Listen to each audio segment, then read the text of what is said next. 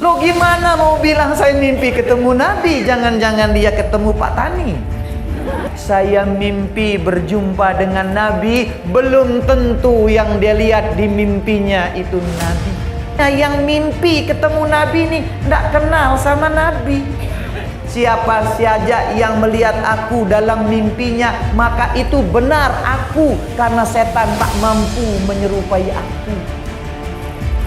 Betapa bencinya Abu Jahal, betapa bencinya Abu Lahab, tapi dia bilang, dia ngaku, kalau sampai aku bertemu dengan Muhammad, tidak jadi aku benci sama dia, aku akan jatuh cinta sama dia. Ibu-ibu tidak akan bisa menghayatinya karena ibu bersalawat kepada seseorang yang ibu tidak kenal. Andai kata pun ada orang yang bercerita, saya mimpi berjumpa dengan Nabi, belum tentu yang dia lihat di mimpinya itu Nabi. Walaupun Nabi sudah berkata, siapapun man ro'a fil manami, siapa saja yang melihat aku dalam mimpinya, maka itu benar aku, karena setan tak mampu menyerupai aku. Tetapi masalahnya yang mimpi ketemu Nabi nih tidak kenal sama Nabi. Lo gimana mau bilang saya mimpi ketemu Nabi? Jangan-jangan dia ketemu Pak Tani. Ya, itulah sebabnya ibu-ibu kita harus mengenal baginda Nabi besar Muhammad Sallallahu Alaihi Wasallam. Karena kalau kita tidak mengenal baginda Nabi besar Muhammad Sallallahu Alaihi Wasallam, ibu-ibu, sebanyak apapun ibu-ibu berselawat, walaupun itu diterima, tetapi ibu-ibu tidak akan bisa menikmatinya. Ibu-ibu tidak akan bisa menghayatinya karena ibu bersalawat kepada seseorang yang ibu tidak kenal. Yang pertama, mengenal baginda Nabi besar Muhammad Sallallahu Alaihi Wasallam itu pertama kita kenal beliau itu dari perilakunya. Ya. Jadi kalau kita sudah mengenal, kita diceritakan, kita membaca seperti apa perilaku baginda Nabi besar Muhammad Sallallahu Alaihi Wasallam, maka kita akan jatuh cinta. Betapa tidak kita akan jatuh cinta, ibu-ibu. Jangankan kita yang ngaku ini umatnya, yang mengaku kita mencintai, kita ngaku rindu kepada beliau, bahkan musuhnya sekalipun itu jatuh cinta. Abu Lahab, Abu Jahal itu sengaja tidak mau berjumpa dengan Nabi karena takut jatuh cinta. Betapa bencinya Abu Jahal, betapa bencinya Abu Lahab, tapi dia bilang, dia ngaku, kalau sampai aku bertemu dengan Muhammad, tidak jadi aku benci sama dia, aku akan jatuh cinta sama dia. Kenapa? Karena luar biasa perilakunya, luar biasa akhlaknya. Di mana kita ketemu orang, ibu-ibu, yang dia dicaci, dia balas dengan roti. Di mana kita ketemu orang, ibu-ibu, yang setiap dia jalan ke masjid dilempari kotoran. Begitu ndak ada yang lempar kotoran, nanya, mana yang lempar kotoran itu? Biasa saya liwat dilempar kotoran. Begitu ndak ada yang lempar, ditanyakan, mana yang lempar kotoran? Oh, dia sakit. Beliau yang paling pertama jenguk. Kalau ukuran pelunggu, ibu-ibu yang sering, mohon maaf, ngerausin pelinggih, sakit, naik piling pelinggih, pelote labing, belanger pelinggih. Ini masih sepintas ibu-ibu. Karena kalau yang mau ceritakan niki, Masya Allah, tidak akan cukup tinta, tidak akan cukup kertas, tidak akan cukup kata untuk menceritakannya. Yang kedua, kita mengenal beliau dari fisiknya. Sering kita, mohon maaf, kalau lihat di TV ada artis misal ganteng. Nih anak-anak kita sekarang, ibu-ibu ya, wih, lagi gandrungi orang Korea. Pokok kalau Korea sudah Sanmyo. Ya. Kenapa dia suka anak-anak kita? Ganteng katanya. Kenapa kamu suka? Dia ganteng, Ma dia ganteng. Kemarin ini ibu-ibu ada duda. Ada 3 orang duda dari Jakarta datang. Pertama Ariel Noah. Ibu-ibu kenal, Ibu? Kira-kira kalau Ariel hadir gimana, Bu? Histeris. Ariel.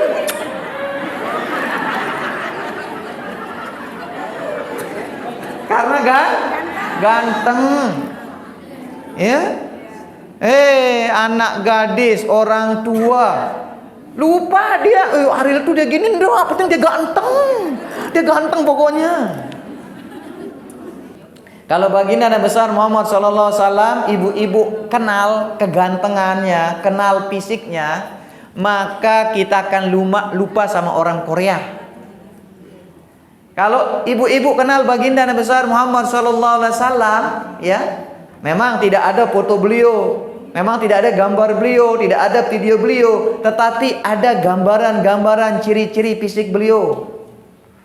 Ketika Hasan bin Sabit, salah seorang sahabat beliau, itu menggambarkan bagaimana sih gantengnya baginda Nabi besar Muhammad SAW. Hasan bin Sabit bilang apa? Wa ahsana minka lam taraqattu aini wa ajmala minka lam talidin nisa.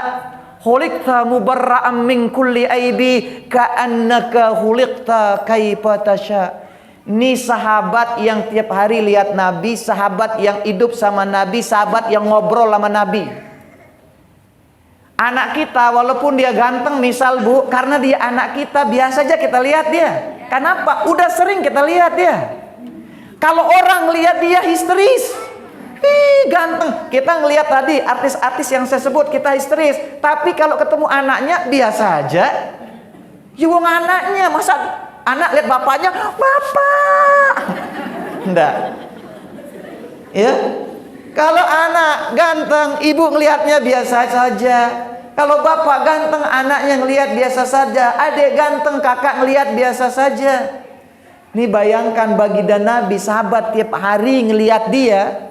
Ketika menggambarkan gantengnya Nabi, apa dia bilang? Wa ahsana minka lam taraqattu aini. Yang lebih indah dari engkau tak pernah dipandang mataku. Padahal orang Arab itu, Ibu, ya, kalau kita mau memberikan kriteria orang dikatakan ganteng, dikatakan cantik, orang Arab punya semua. Pertama, orang itu biasa dikatakan cantik atau ganteng kalau hidungnya mancung. Walaupun hitam, kalau hidungnya mancung jadi hitam manis. Tapi kalau hitam pesek sepet, wah bedeng pesek kampung. Ini orang dikatakan cantik, orang dikatakan ganteng, itu ukuran pertama hidung. Itu makanya sekarang banyak ibu-ibu filler hidung. Ya, ibu mancungin hidung banyak, gadis-gadis mancungin hidung banyak. Karena apa? Ukuran cantik, ganteng yang pertama dilihat hidungnya. Ini orang Arab hidung mancung. Udah kriteria ganteng, cantik, ukuran manusia itu mancung, orang Arab mancung. Yang kedua, ukuran orang dikatakan cantik itu kalau matanya lebar. Ya. Ini udah pesek, mata sepit kali. Ini orang Arab udah hidung mancung, mata beloh, bulu mata belo, alis Masya Allah, marapundekan.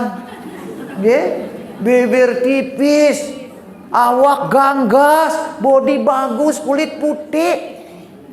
Tapi ketika gambarkan Nabi, Hasan bin Sabit bilang apa? Wa ahsana minka lam taraqattu aini. Yang lebih indah dari engkau tak pernah terpandang mataku. Wa ajmala minka lam talidin nisa.